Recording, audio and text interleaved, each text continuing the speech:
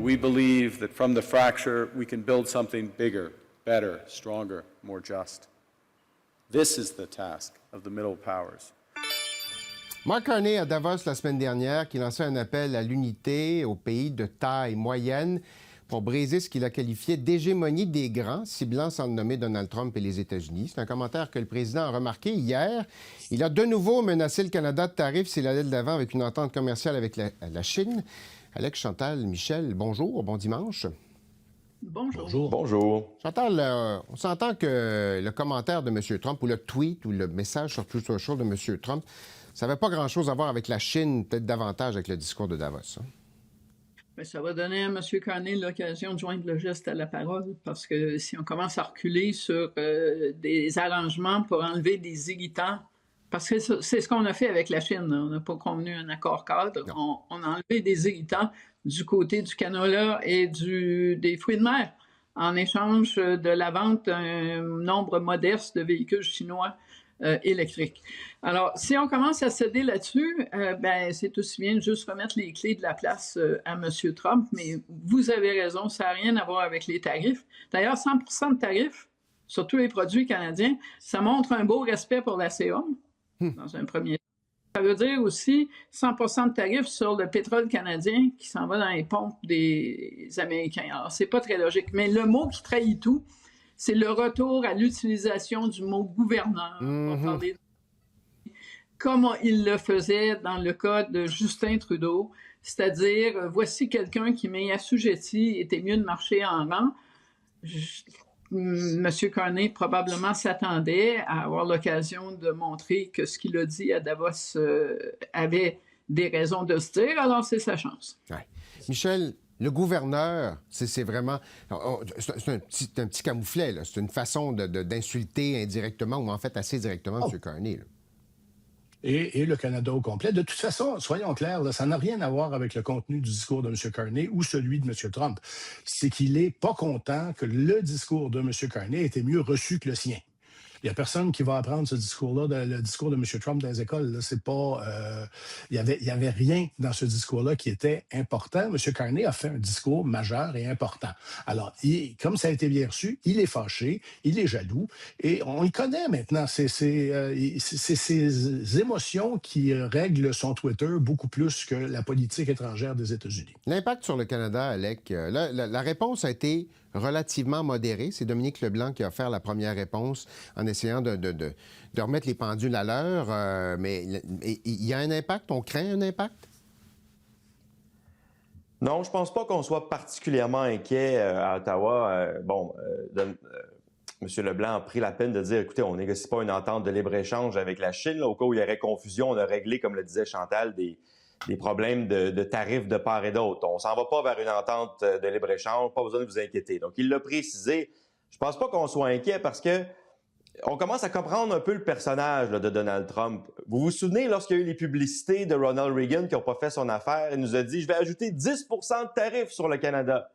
On les attend encore, ces 10 de tarifs-là. Ils n'ont pas vu le jour. « Je vais ajouter 100 de tarifs sur le Canada ». Ça n'arrivera pas. Ça n'arrivera pas parce qu'il n'y a pas de date et qu'il n'y a pas de demande précise. Quand Donald Trump lance des menaces de tarifs où il n'y a pas de date et il n'y a pas de demande, on sait que c'est parce qu'il n'est pas content, il veut montrer qu'il n'est pas content, il veut envoyer un message, mais ça ne se produira pas. Chantal a raison, il y a trop de désavantages pour les États-Unis. Le chiffre de 100% en lui-même est une révélation que c'est des menaces en l'air. Ça ne se produira pas. Donc, on n'est pas particulièrement inquiet à court terme.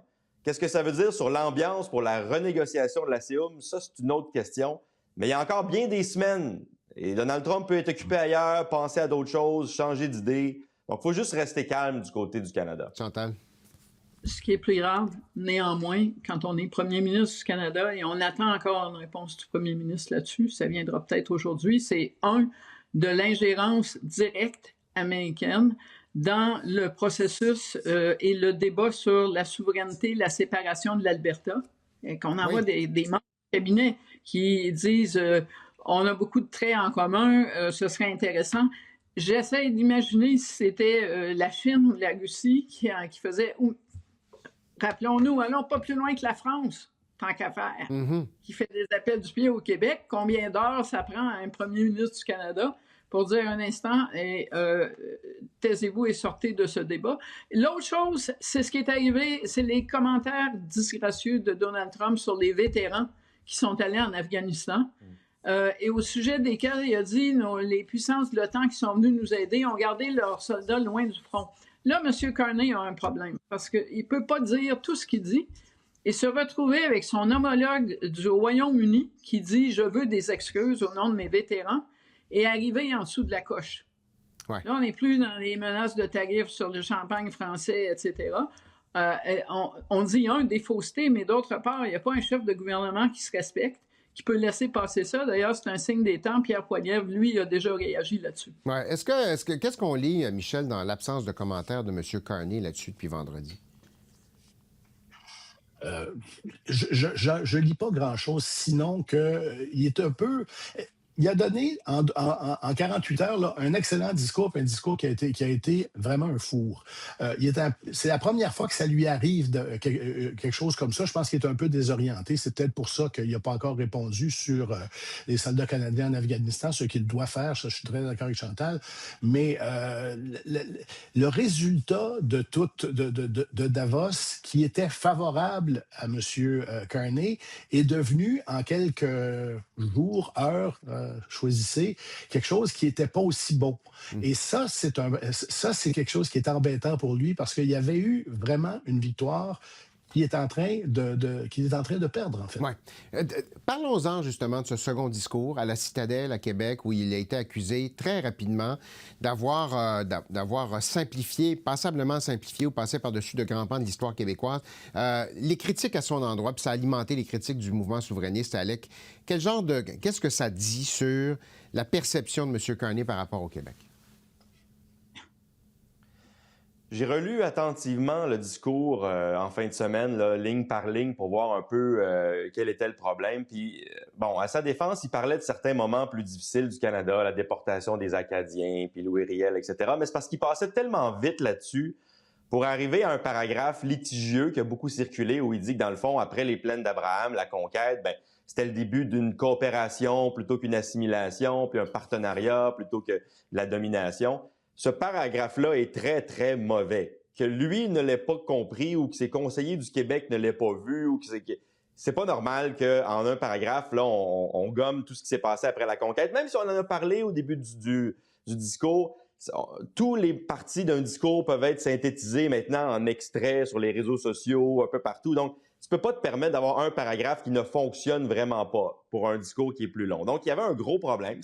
Puis même si on l'enlevait, c'était pas un très bon discours, soyons honnêtes. Ce discours-là était problématique, mais ce paragraphe-là était problématique. Puis c'est sûr qu'on allait donner des munitions au mouvement souverainiste. C'est sûr qu'il n'allait pas s'en priver comme ça à la veille du congrès du Parti québécois. J'ai trouvé la réponse de Paul Saint-Pierre Plamondon vendredi probablement démesurée, là, nettement exagérée, là, quand il disait que le régime colonial travaillait contre le bien commun, puis qu'il est allé parler d'appropriation culturelle, puis de mensonges quand Mark Carney s'en va prendre une photo avec le bonhomme Carnaval, que tous les chefs fédéraux font tout le temps à ce temps-ci de l'année. J'ai trouvé que le PQ avait nettement exagéré, mais on leur a donné cette possibilité-là, et c'est entièrement de la faute à Mark Carney et son équipe. Oui, Chantal, je l'ai vu réagir.